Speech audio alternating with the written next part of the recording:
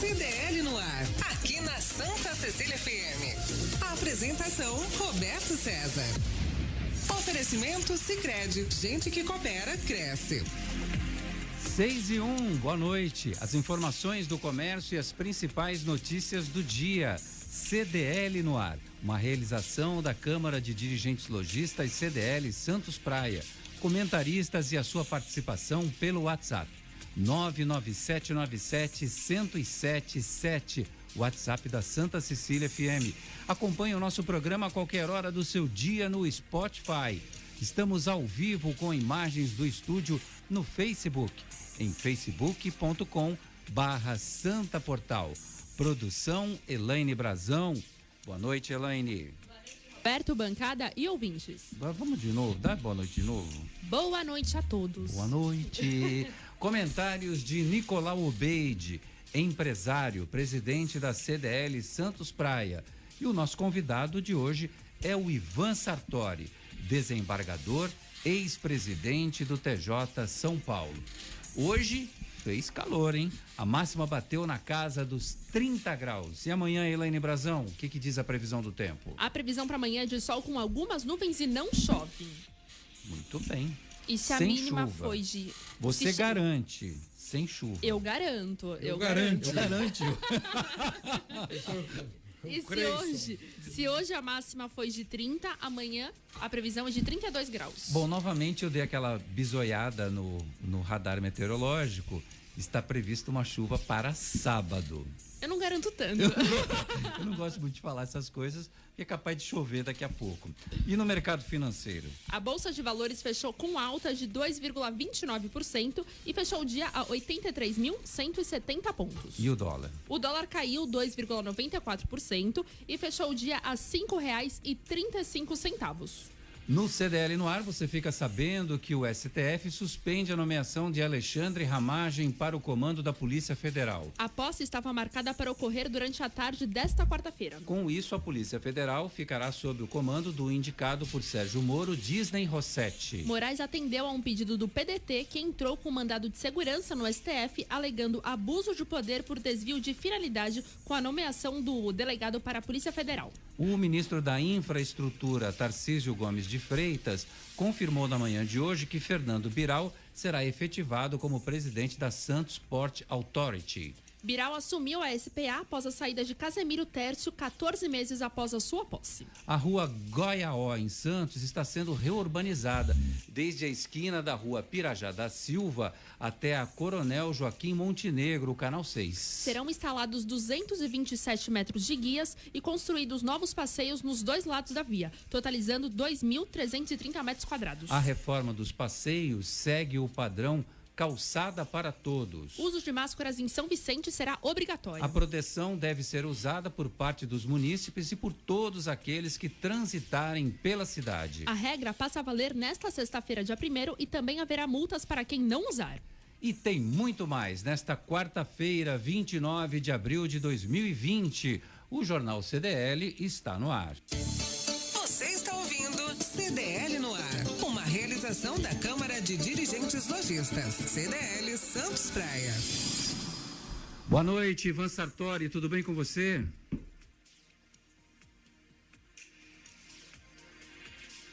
Será que caiu? Eu acho que caiu. Alô, Ivan, você me ouve? Não, tá, caiu mesmo. A Elaine vai refazer o contato. Nicolau Obeide, a nomeação do diretor-geral da Polícia Federal foi suspensa. O Alexandre Ramagem, portanto, ele volta, inclusive, no Diário Oficial, fizeram uma espécie de um estorno no Diário Oficial. Onde ele estava?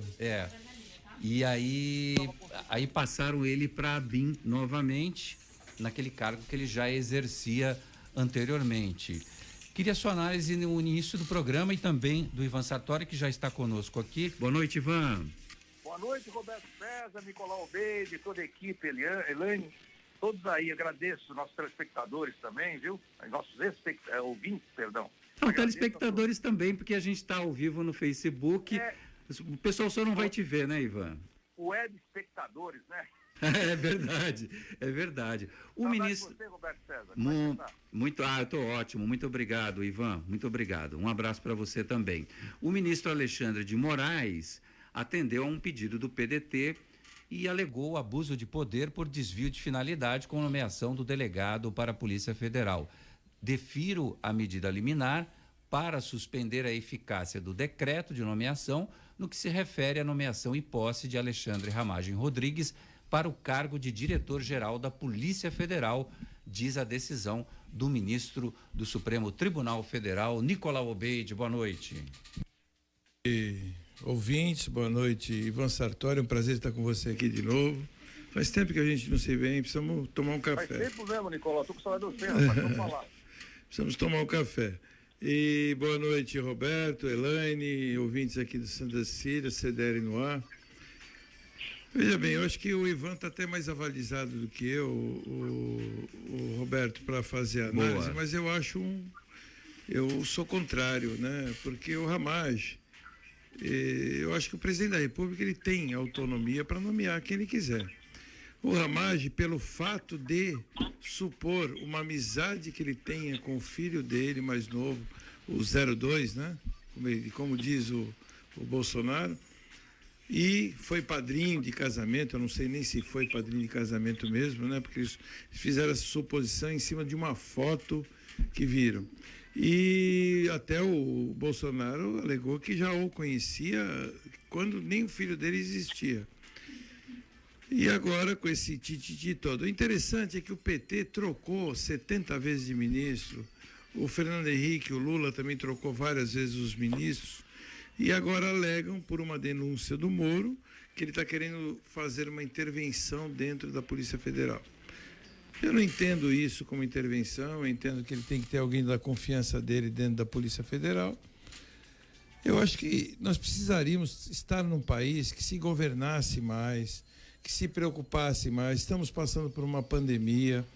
Eu acho que não é o momento para esse tipo de suposições, né?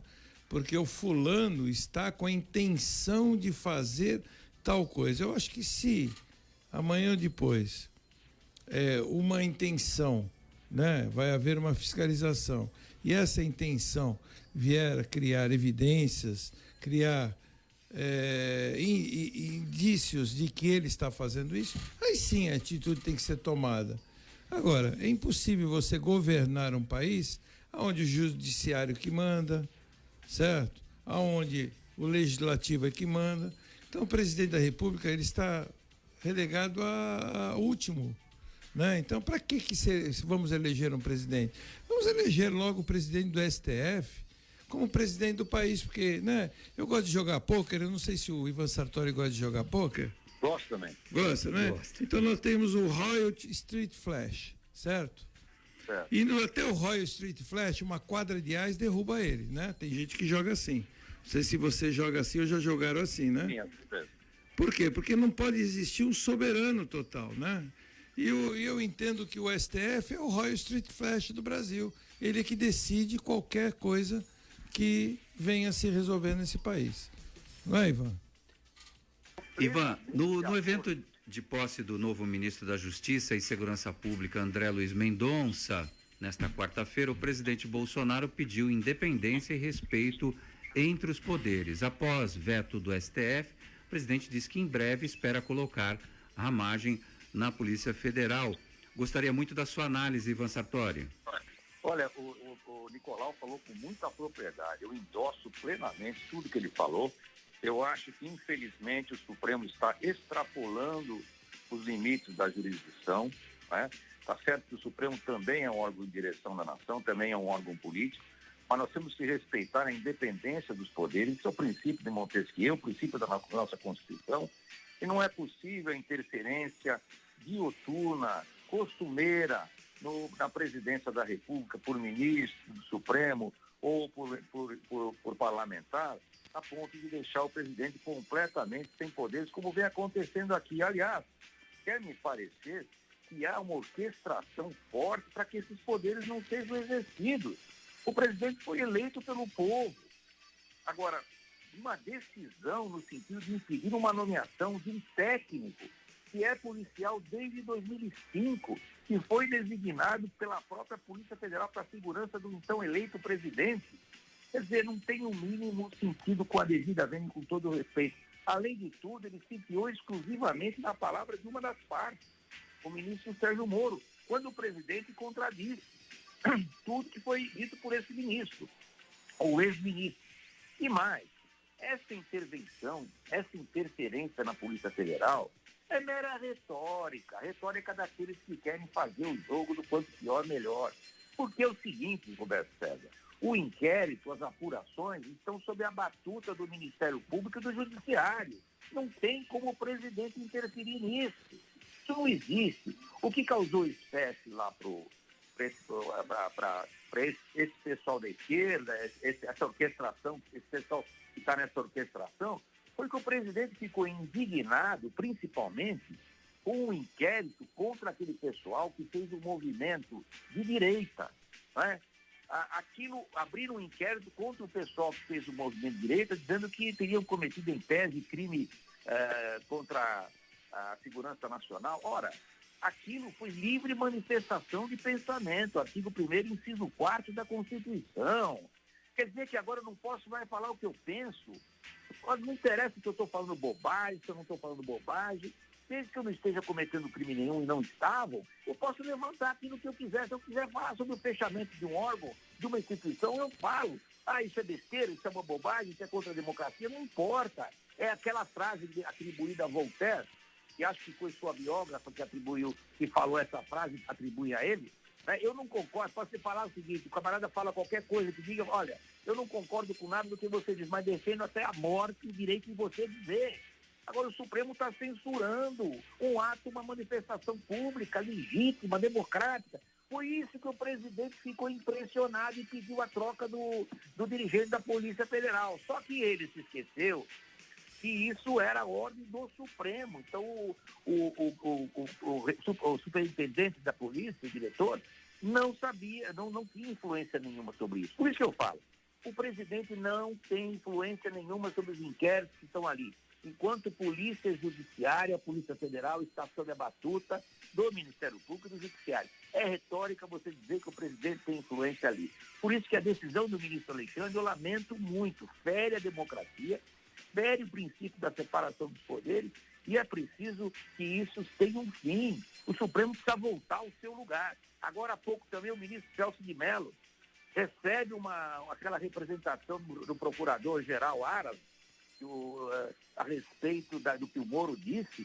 Ele praticamente, em vez de dar uma decisão para abrir um inquérito, achar que tem talvez possibilidade de examinar, estudar, não, ele praticamente dá uma decisão condenando praticamente o presidente, lavrando uma decisão, fazendo juízo de valor, juízo de mérito, praticamente. E ainda vem e alardeia isso.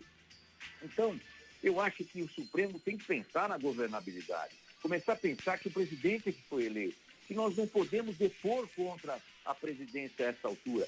Quer gostem ou não, Bolsonaro é o presidente, ele foi eleito pelo povo, vamos respeitar isso. Não tem cabimento o Supremo extrapolar os seus poderes e começar a invadir a seara do Executivo, assim como o Parlamento. Enquanto isso não for respeitado, o Brasil não vai andar.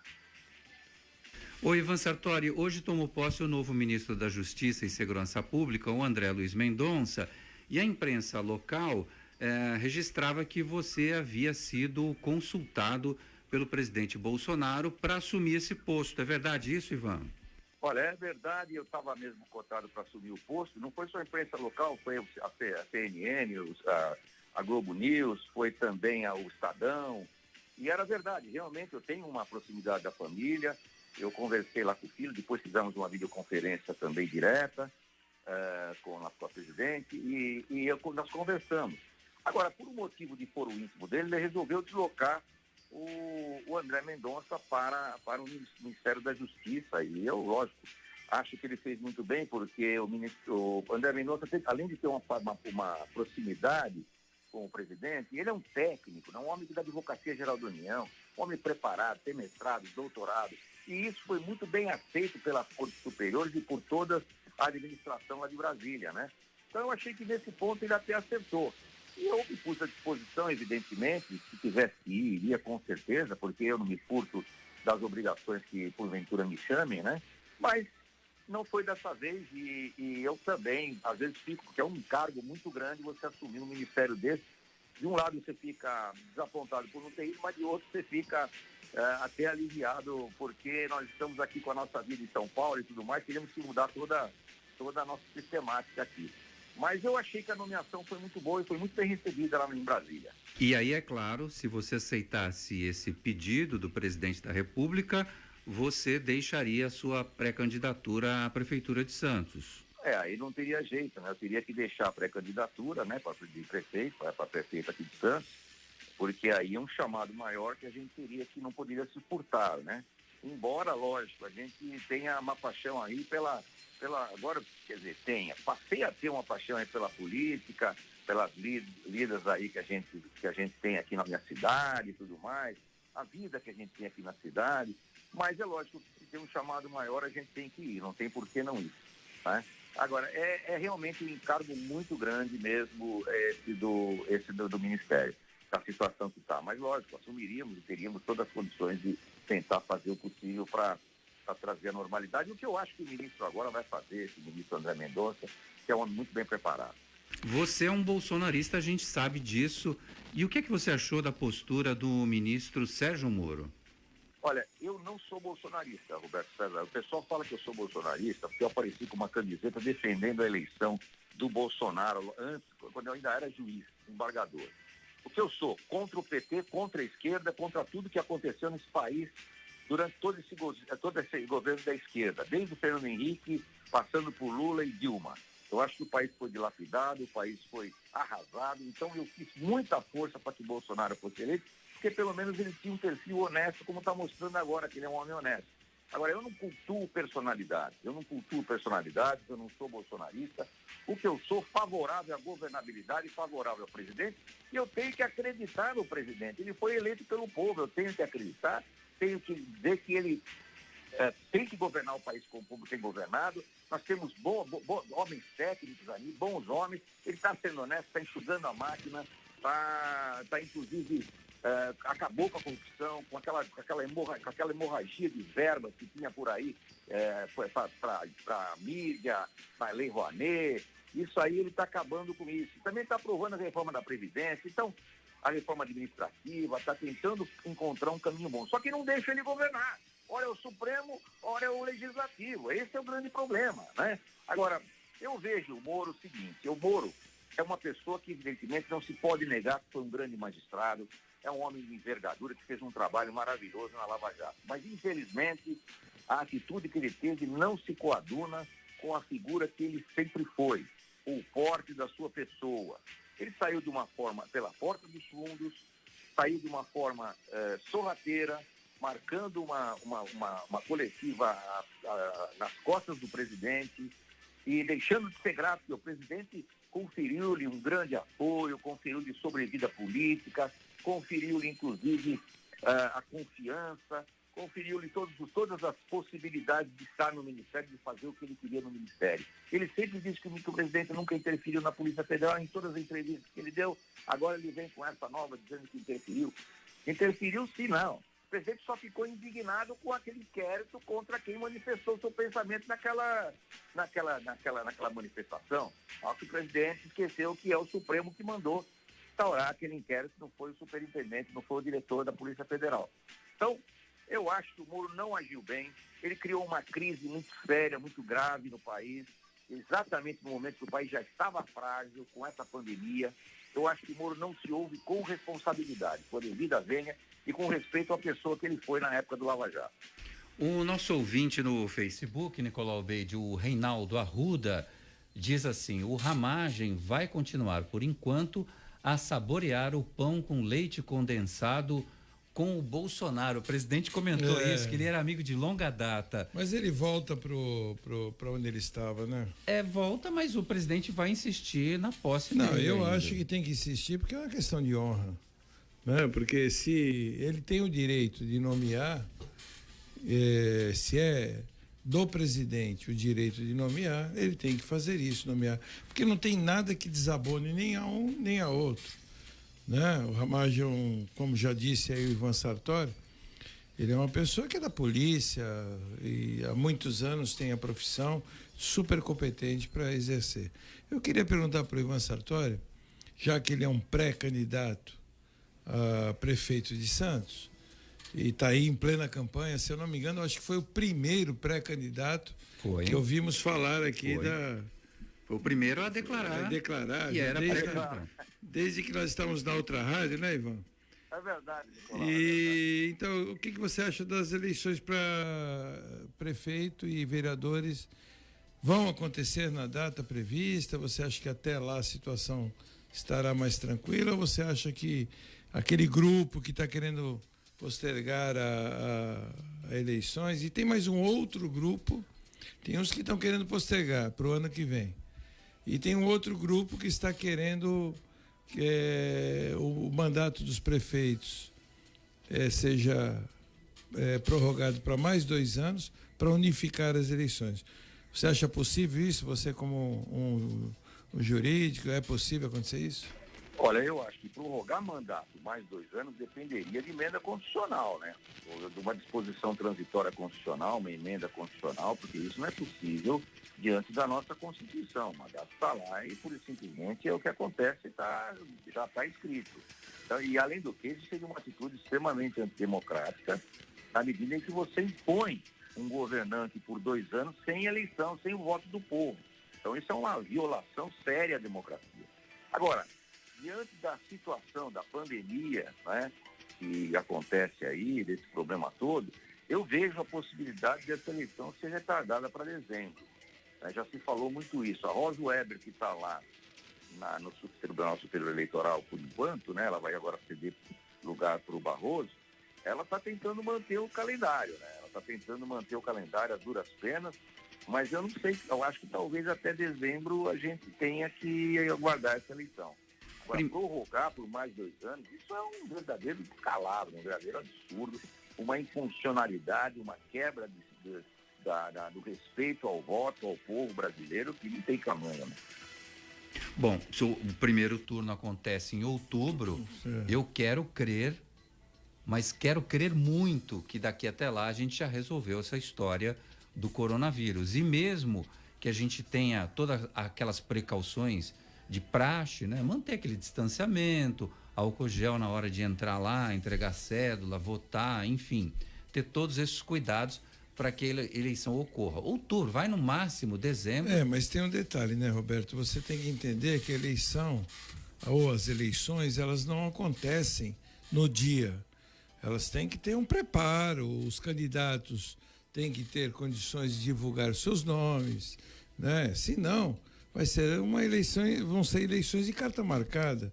Vai ser a famosa eleição QI, quem indica. Então o prefeito indica o candidato dele, né, que é o que está na mídia, que é o que está atuando, e os outros candidatos ficam em terceiro plano.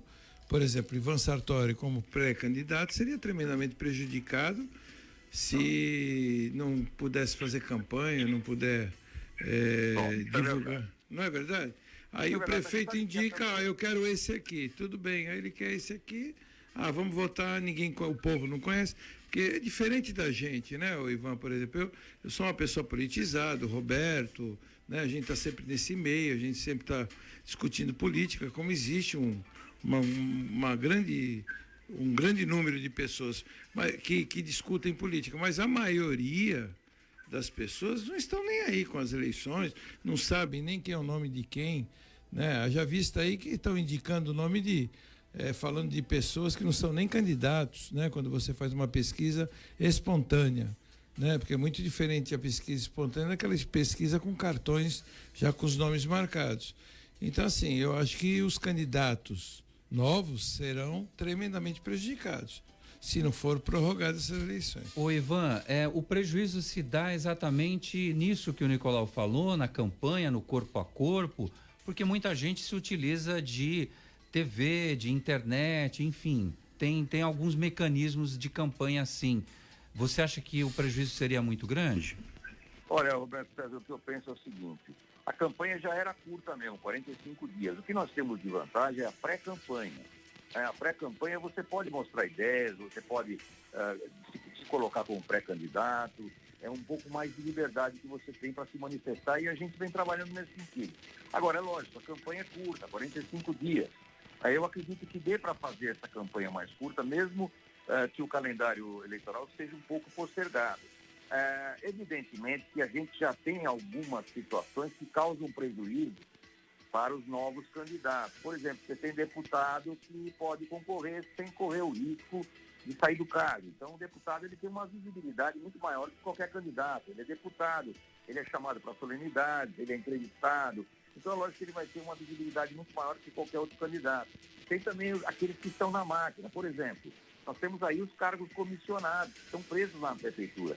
A gente sabe que os comissionados não podem efetivamente manifestar qualquer preferência, pelo menos aqui em Santos, qualquer preferência em relação a outro candidato. E se isso acontecer, ele perde o cargo. Isso é claro. É o perfil do prefeito.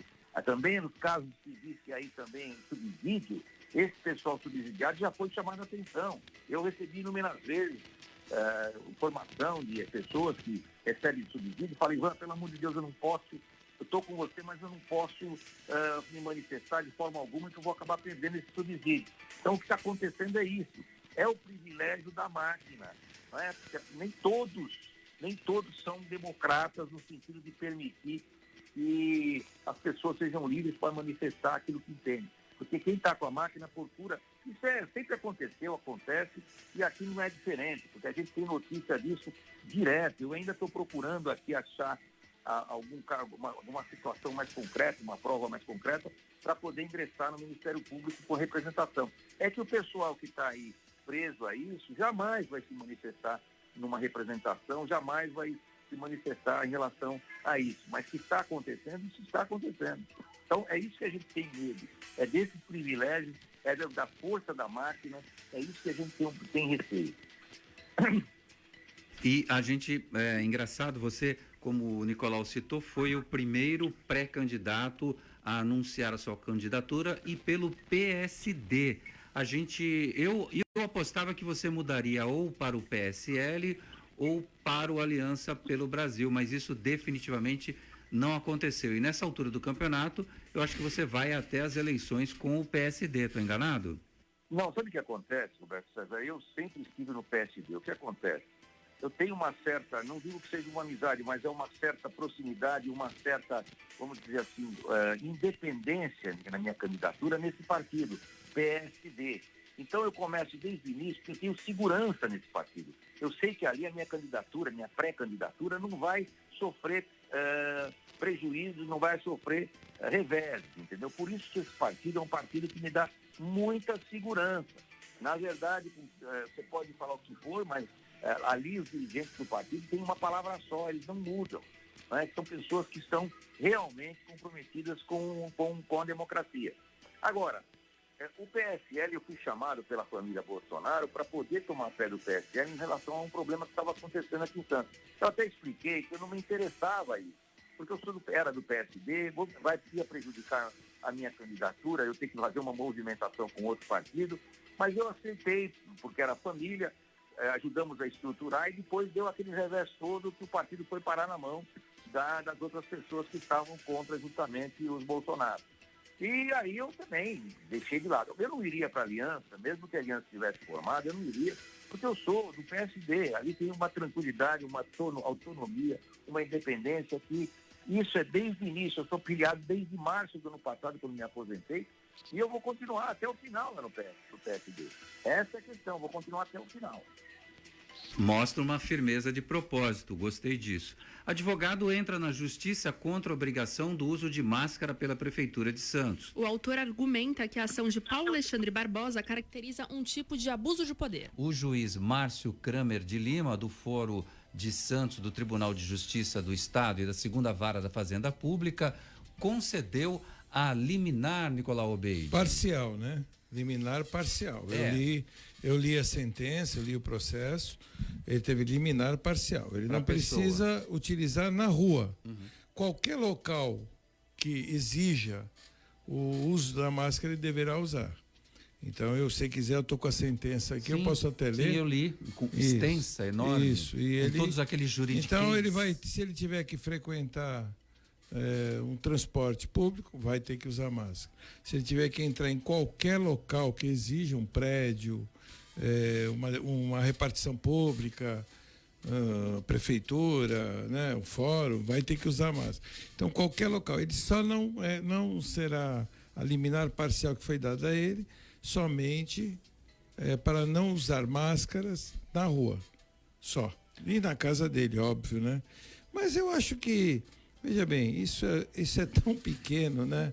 Utilizar do Poder Judiciário, né? Desculpe, depois a gente fala, desculpe, viu, Sartori, depois a gente fala mal de advogado, que não tem advogado no céu, né? Que Deus perdeu a ação para o diabo porque não tinha advogado no céu.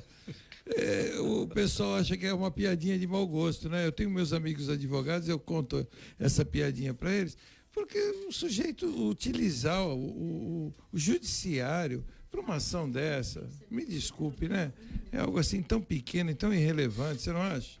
O que a gente precisa ver é o seguinte, é o princípio, né? O que acontece é o seguinte, os prefeitos e a governadora começaram a administrar aqui as suas localidades, região, estado, por decreto. E agora aconteceu a mesma coisa. Então, eu acho que é um princípio que está sendo ferido. Ninguém é obrigado a fazer ou deixar de fazer alguma coisa, senão é virtude de lei. O artigo 1º, inciso 2 da Constituição Federal. Então, é o princípio da legalidade. Se a moda pega, decreto para cá, decreto para lá, criando de obrigações e gerando direitos, então a situação se complica. Eu quero crer que foi por isso que o advogado talvez tenha entrado. Lógico que ninguém se nega aqui, eu acho que é uma coisa mesmo materialmente falando, no mérito, é uma coisa que realmente é usar máscara, não usar, isso aí é uma coisa simples, né? Isso é uma coisa de somenos, como você tem razão. Mas eu acho que o princípio se governar a municipalidade, se governar o Estado por decreto, é que causa uma certa espécie. De qualquer forma, é lógico que isso tudo pode ser feito por uma recomendação. Todos sabem que a máscara está nos protegendo contra essa pandemia. E a gente entra no supermercado, a gente entra em todos os lugares, ainda não começou a valer o decreto. Ivan, é o contrário. A máscara vai proteger o próximo, que eu acho que eu entendo como uma falta de respeito de quem não usa, né? Porque a máscara é para proteger outra pessoa. Se eu estiver contaminado, eu não transmito. E assim sucessivamente. Você protege a outra pessoa e também se protege, porque acaba não te atingindo também qualquer partícula, pelo menos nariz e boca, né? Eu acho que é recíproco aí. Se você usar os dois, a proteção é muito maior, né? Agora, lógico, quem não usa realmente é uma falta de respeito. Quem tem educação, quem é informado, tem que usar essa máscara, né? À medida que entra num transporte público, que entra num supermercado. Agora, é lógico que agora saiu um decreto também do governador nesse sentido para andar no transporte público, né? Bom, eu acho que há decretos também que são razoáveis, proporcionais a uma situação, vamos dizer assim, extraordinária. Então, essa coisa de usar máscara no local público, com aglomeração, ainda é passável. Agora, você determinar que o sujeito ande mascarado com máscara na rua, aí já é uma situação também que é forçada. Mas, de qualquer forma, quem tem consciência vai usar a máscara, tem que usar a máscara. É lógico, é evidente. Agora, nós não podemos admitir o que andou acontecendo nesse país, principalmente aqui na Prefeitura e aqui no Estado de São Paulo, em que se governou por decreto, se abordou o cidadão de uma forma truculenta, prisões aí com algemas, num crime que nem é suscetível de prisão em flagrante, a violência, a abordagem contra os idosos de uma forma truculenta. Então, tudo isso que a gente andou vendo aqui, não é? Uso de algemas, inclusive quando nós temos a súmula 11 vinculante, que proíbe o uso de algema com preso, já havia anular processo, porque o juiz usou algema num preso, quer dizer, um preso às vezes perigoso. Imagina o cidadão de bem sendo algemado e arrastado. Quer dizer, isso é que a gente não pode concordar e não pode admitir. Nós vivemos num regime de exceção.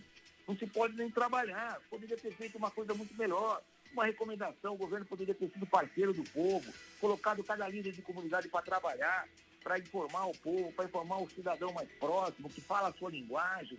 né? Fazer uma frequência racionalizada na praia, no calçadão, no supermercado, os comércios, poderia fazer um revezamento de abertura e fechamento de comércio.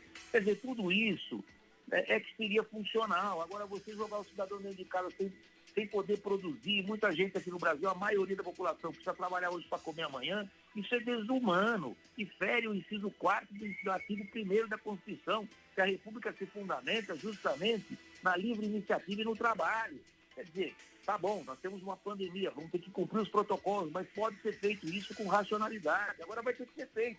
Quer dizer, ainda está aí a pandemia, estão falando que a curva ainda não abaixou, está abaixando, mas está aí, maio parece que vai ser complicado, e aí vai ter que abrir isso tudo, vai ter que fazer dessa forma, uso de máscaras, racionalização na abertura do comércio, na entrada de pessoas nos estabelecimentos. É isso que tem que fazer, o que vai acontecer no final. E os prejuízos? Quem vai assumir esses prejuízos? A quebradeira, a falta de emprego, a miserabilidade, o índice de criminalidade aumentando. Então, isso aí é que ninguém vai assumir. Mas, doutor, deixa eu lhe falar uma coisa. A população, ela também não colabora. Não são todos que colaboram, nem são todos são racionais. Eu tenho observado o número de pessoas na rua, principalmente, por incrível que pareça, eu sou um idoso, tenho 63 anos, depois de 60 já é idoso, e essas pessoas, principalmente idosos, andam pela rua, à vontade, fazem rodinhas, tem uma policlínica em frente onde eu moro, eles ficam ali em rodinhas, parece que fila de banco eles adoram, para bater papo, e essas pessoas não se preservam. Nós temos visto aí, principalmente em estados e regiões do Brasil, aonde o nível cultural é bem mais baixo, como no caso Manaus, como no Ceará, né, como no Amazônia, como no Ceará, caixões sendo empilhados, as pessoas morrendo aos montes. Tudo bem, nos Estados Unidos isso acontece, em outros locais acontece, mas a gente tem que tentar preservar a vida e ter um pouquinho de racionalidade. Uma cidade politizada como Santos, que tem pessoas com nível cultural melhor, as pessoas tinham que ser. Eu moro num bairro bom, não moro na periferia, as pessoas na periferia estão fazendo baile, churrascadas, eles acham que está todo mundo de férias. Eu sei disso, bailes funks e etc. As pessoas todas aglomeradas, e isso realmente ao poder público causa problemas, porque o grande problema da curva, você sabe melhor do que eu, é o número de leitos que terão para ser atendidos, né? Daqui a pouco estaremos que nem a Itália, que tem que escolher quem vive e quem morre para utilizar aparelho, utilizar um leito. Então isso não é possível. Então, eu acho que conscientização seria o melhor caminho. Concordo com você no sentido dos direitos, né? Mas também tem um outro lado que a gente elogia muito países como os Estados Unidos. E nos Estados Unidos, você falou de algemas e etc. Você sabe que lá não tem, popularmente falando, não tem brincadeira. O policial, ele fala uma vez, na segunda ele já dá o choque no sujeito e algema. E isso é comum a gente ver isso, porque desacato para eles é uma coisa assim muito importante. Eu só para complementar o que eu estou falando, você deve estar se referindo àquela pessoa que apareceu naquele primeiro vídeo que você fez, quando você estava indignado, né, que estava interditando a praia, que interceptaram, né? E aquele sujeito parece que ele foi preso mesmo, algemado, e levaram ele para a delegacia. Você o conhecia, não? Não, eu não o conhecia. Eu simplesmente entendi que a praia não poderia ser interditada porque não existe essa jurisdição do prefeito. Existe um termo de exploração, e esse termo de exploração é de ordem econômica, exploração do espaço, obriga que o prefeito mantenha o acesso à praia. E nem houve delegação para que essa interdição acontecesse, nem mesmo pela lei 13.979. Essa interdição teria que vir da União. Agora, o que eu digo é o seguinte, Nicolau, eu não conheci esse cidadão, eu fui lá correr, eu fui protestar, a situação, a minha posição foi essa, mas assim que apareceu a Guarda Municipal, eles conversaram, disseram que estavam até ajudar, que estavam cumprindo essa obrigação. Na mesma hora eu saí, mas aí veio esse rapaz que estava lá, que estava no movimento lá, e acabou fazendo aquele vídeo que viralizou aí pela internet. Só que tem uma coisa, meu querido, o que acontece? Ali não havia qualquer risco, justamente para provar que se você fizesse uma frequência racional na praia, se você deixasse as pessoas entrar racionalmente, tomar seu sol, que há necessidade de tomar um sol justamente para se fortalecer, evitando aglomeração, mantendo-se as distâncias, eu acho que haveria sim a possibilidade de a gente ocupar aquele espaço. Agora, o que eu falo? Eu não estou falando contra a quarentena, não estou falando contra os protocolos. O que você tem que entender é que a imposição, o decreto pura e simplesmente a imposição e o uso da força é muito localizado e não consegue abranger a população, principalmente a população menos informada. Então, o que deveria ter sido feito?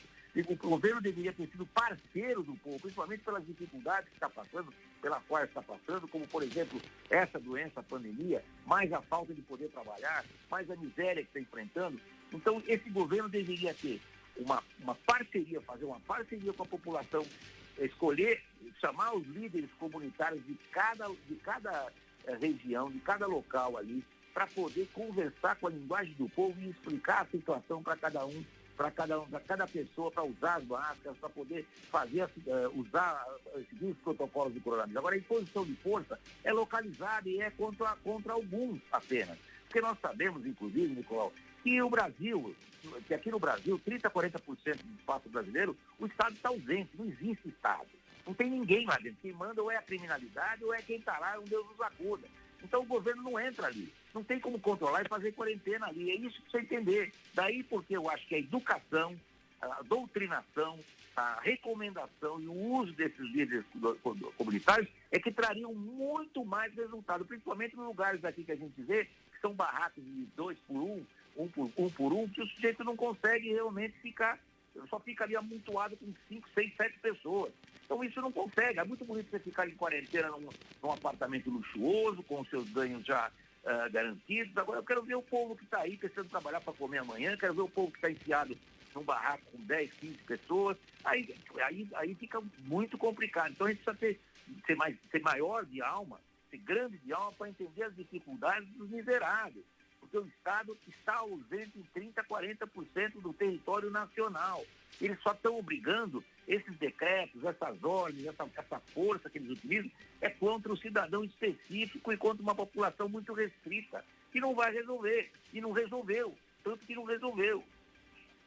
Tem a participação dos nossos ouvintes, são muitos aqui na live do Facebook do Santa Portal. O Marcelo Meneghelli diz assim: Roberto César, eu acho que o cidadão que sai na rua hoje sem máscara é louco e não deveria ser multado, deveria receber um atestado de burro.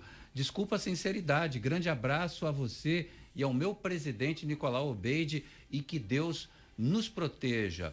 O Cadu Afonso Mota, boa noite a toda a bancada, Nicolau, doutor Ivan Sartori, a Flávia Andrade, boa noite, Elaine Beatriz, Roberto, Nicolau e doutor Ivan Sartori. Ela detesta quando chamam ela de Elaine Beatriz. A Tatiana Fernandes, boa noite.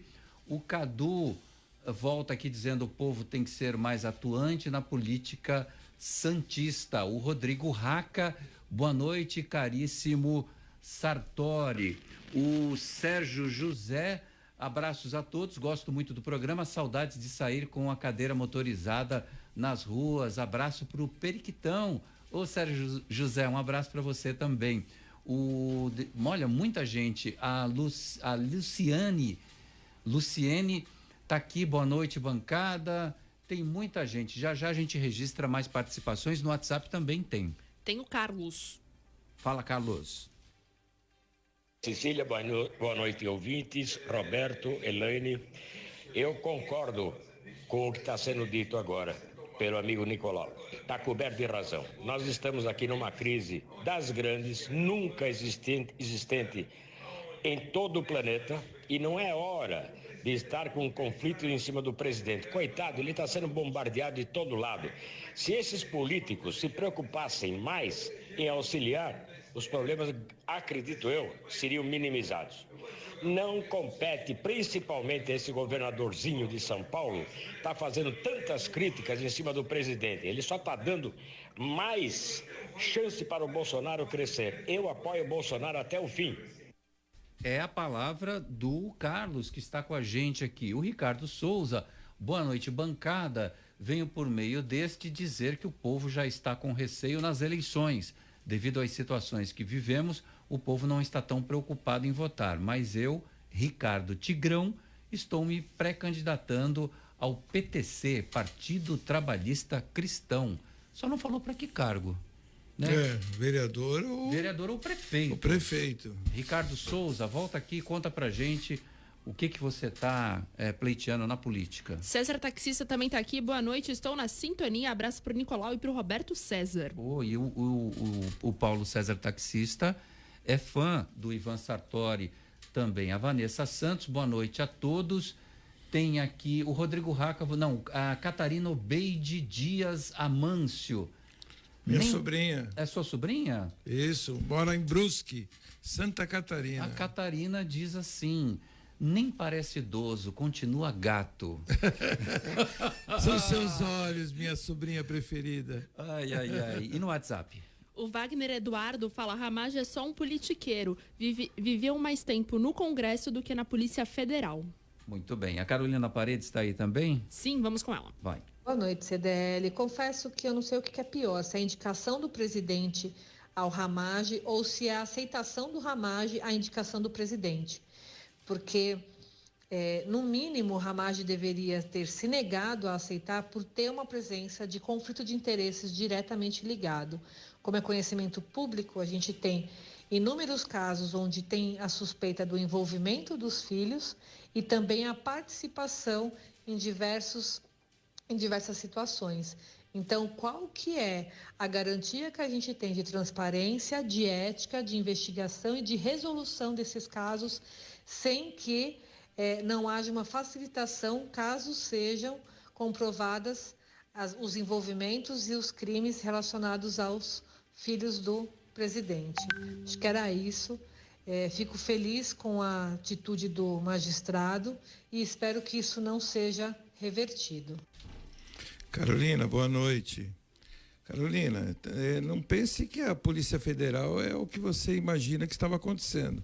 Você veja só, hoje eu escutei uma reportagem, diz que o senhor que vai ser convocado como é o nome dele lá do Big Brother lá, o ex-deputado lá, Jean Willis. Jean Willis será convocado da Alemanha para cá, porque tem um tal de mergulhador, que é um sujeito que já andou fazendo algumas declarações em relação ao Adélio, que tem comprovação de 12 envolvimentos do seu Jean Willis. Isso não é fake news, porque eu escutei isso numa rádio de gabarito daqui do Brasil, que é a Band, e 12 envolvimentos deles. Ou seja, a Polícia Federal estava sentada em cima desse processo.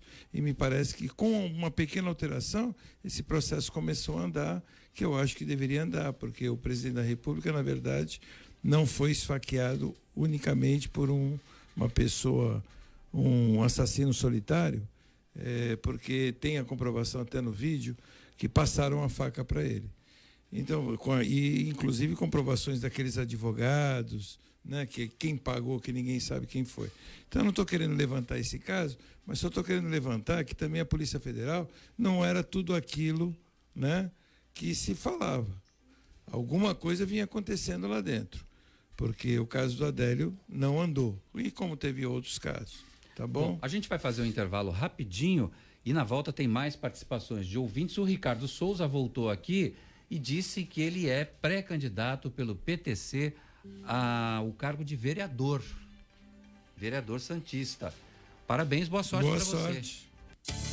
Você está ouvindo o Jornal CDL no ar, uma realização da Câmara de Dirigentes Lojistas, CDL Santos Praia. Sabe por que muitas pessoas querem se associar à CDL Santos Praia? Plano Empresarial Unimed Santos, assessoria jurídica gratuita, plano odontológico, Smart Offices Coworking, o seu escritório na CDL, salas para cursos e salão para eventos, cartão exclusivo com descontos de 10% a 50% em cinemas, academias, lojas, escolas, faculdades e restaurantes. Seja você também um associado CDL Santos Praia. Aqui você ganha muito mais. A gente conhece a força da cooperação há muito tempo e agora só ela é capaz de derrotar o coronavírus. É hora de ser próximo, ficando distante, de estar ao lado, mesmo de longe. Por isso, fique em casa o máximo que puder. Lave bem as mãos e use elas para falar com a gente pelo telefone, internet banking ou aplicativo. E se nossas agências estiverem fechadas ou com horário reduzido, lembre que a nossa parceria está sempre aberta. Sicredi, gente que coopera, cuida. Slex.com. Sempre trazendo as novidades em eletrônicos e informática. Se o seu celular ou tablet quebrou, a Slex conserta para você. Uma grande variedade de celulares com facilidade no pagamento.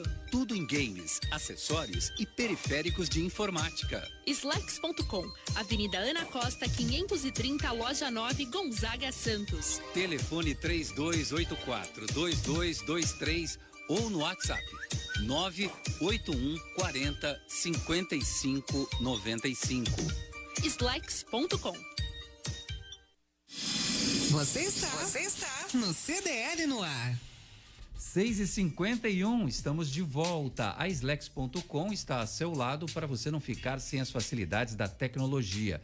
Se precisar de assistência técnica para celular, computador, TV ou aparelho eletrônico, entre em contato com a gente. Slex.com 981 40 5595. Criamos um serviço especial para atender você. WhatsApp 981 40 5595. Repita. 981 40 5595. E ainda games, acessórios e periféricos de informática. E tem o gato também lá. Se preferir, atendimento com hora agendada. WhatsApp 981 40 5595. Slex.com. Para você não parar, conte com a gente. Você está no CDL no ar.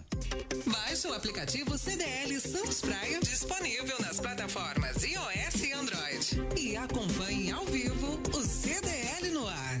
Voltamos. O Ivan Sartori, obviamente, ouviu todos esses comentários, essas mensagens que chegaram dos nossos ouvintes.